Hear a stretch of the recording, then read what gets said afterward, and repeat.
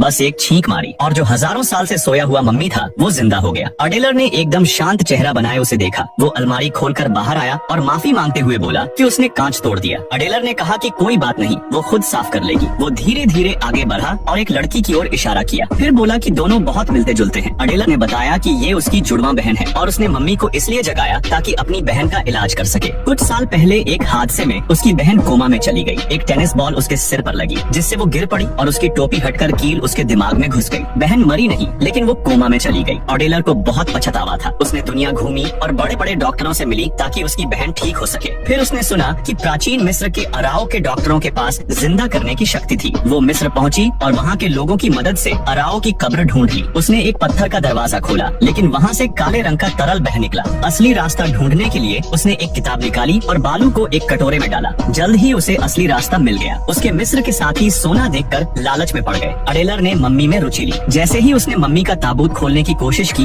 एक सैनिक ने उसे रोक दिया। सैनिक की गर्दन का हार जिंदा हो गया और उसे गला घोंटकर मार डाला। उसके साथी को भी एक अजीब शक्ति ने मार दिया। ताबूत खोलते ही वो खुश होने ही वाली थी कि पीछे से एक और सेना आ गई। सेना ने उन्हें पकड़ लिया लेकिन अडेलर ने एक चाल चली। सिगरेट जलाने के बहाने उसने लाइटर जमीन पर फेंक दिया और खुद ताबूत के साथ भूमिगत नदी में कूद गई। अडेलर ने बड़ी मुश्किल से मम्मी को अपने शहर लाई। उसने मम्मी को जगाने की कोशिश की लेकिन मम्मी नहीं जगा। उसे लगा यह सब बकवास है। तभी मम्मी ने जोर से छींक मारी। मम्मी ने बड़े शिष्टाचार से धन्यवाद कहा। अडेलर ने उससे बहन को बचाने की विनती की। मम्मी ने कहा कि वो गलत इंसान को जगा चुकी है। मम्मी एक फिजिसिस्ट विज्ञानी था। मम्मी ने बोला, मैं कोई जादूगर नहीं हूँ मगर मैं तुम्हारी मदद कर सकता हूँ, मगर हमें कहीं जाना होगा। मम्मी के जिंदा होने के कुछ मिनट पहले लाइफ साइंसेज के एक डॉक्टर जिन्होंने आत्मा के रहस्यों को समझ लिया था, एक साइकिक पावर की मदद से मम्मी को जिंदा कर रहे थे। वो मम्मी से संपर्क स्थापित करने में सफल हुए लेकिन आखिरी स्टेप के दौरान एक ज्यादा साइकिक पावर इस्तेमाल करने की वजह से उनकी मौत हो गई। अडेलर इतनी परेशान थी कि उसे लगा प्रोजेक्ट फेल हो गया। उसने डॉक्टर को गले लगाया और रोते हुए कहा कि भले ही वो अडेलर की बहन को बचा नहीं पाए लेकिन उसे महसूस हुआ कि डॉक्टर की एनर्जी इतनी स्ट्रॉन्ग थी कि जब वो मंत्र पढ़ रहे थे तो ऐसा लगा जैसे आसपास के सारे मरे हुए लोग जिंदा हो गए। मम्मी के जिंदा होने के बाद अडेलर को तुरंत फिर से उम्मीद मिल गई। उसे पता चला कि फिरौन की मम्मी भी नेशनल एग्जीबिशन में है तो उसके डॉक्टर भी वहीं होंगे। वो तुरंत एनर्जी से भर गई और तुरंत निकलने का फैसला किया। इस पल सूट पहना मम्मी एक मोटे आदमी से रास्ता पूछ रहा था जिससे मोटा आदमी बेहोश हो गया और अडेलर भागते हुए मम्मी से कहती है कि किसी से भी ऐसे बात न करें वरना प्रॉब्लम हो जाएगा। मम्मी ने शिकायत की कि वो 5000 साल से कब्र में था और बाहर आकर 5 मिनट तक हंसना चाहता है। फिर वो लोहे के गेट पर पहुँचे और लॉक देखकर रुके। मम्मी ने अपनी उंगली से इशारा किया और ताला खुल गया। फिर वो मम्मीज की एग्जीबिशन हॉल में घुसे और फिर सिक्योरिटी गार्ड से मुलाकात हुई। मम्मी ने एक मंत्र पढ़ा और गार्ड्स सो गए। अडेलर से रहा नहीं गया और उसने कहा, तुम लोगों को उठाते नहीं हो लेकिन बेहोश करने में एक्सपर्ट हो। आगे जाकर उन्होंने आखिरकार सोए हुए फिरौन से मुलाकात की। 5000 साल से सोए हुए फिरौन ने अपने ताबूत से उठकर अंगड़ाई ली। मम्मी ने जल्दी से अडेलर का परिचय दिया जिसने सबको जिंदा किया था लेकिन उसे एक मदद चाहिए थी। अडेलर को फिरौन के पर्सनल डॉक्टर को अपनी बहन के इलाज के लिए उधार लेना है। फिरौन खुश नहीं हुआ। उसने बोला, तुमने मुझे इतनी मामूली बात के लिए क्यों जगाया? अडेलर ने फिरौन को अपनी बहन की तकलीफ के बारे में बताया तो वो रोने लगी और मम्मी उसे चुप कराने के लिए आगे बढ़ा। उसने फिरौन की तरफ मिन्नत भरी नजरों से देखा। तब फिरौन ने अपने पर्सनल डॉक्टर को बुलाया। अडेलर ने फिरौन को धन्यवाद कहा। डॉक्टर ने स्थिति का करीब से मुआयना किया और बहन की बीमारी की वजह बताई। उसने जोर देकर कहा कि अगर वो हेडपिन हटा दी गई तो वो मर जाएगी। अडेलर ने गुस्से में डॉक्टर पर हत्या का आरोप लगाया लेकिन मम्मी ने उसे रोक दिया। उसने अडेलर से कहा कि डॉक्टर के काम में दखल ना दे। फिर उन्होंने हजारों साल पुराने गुप्त मरहम को डिस्प्ले केस से निकाला। उसके बाद उन्होंने बहन को एक स्टैंड पर लिटाया। उन्होंने उसकी बहन के घाव पर कई महंगे मसाले डाले। उसके बगल में रखी मम्मी से सफेद कपड़ा निकाला और लड़की को पट्टी बांधी। डॉक्टर का काम होने के बाद अडेलर भागकर अपनी बहन को देखने गई जिसने कुछ बार चीखने के बाद अचानक उठकर बैठ गई। उसने अडेलर को बताया कि उसने टेनिस बॉल बहुत जोर से मारा था। अडेलर ने खुशी से अपनी बहन को गले लगाया।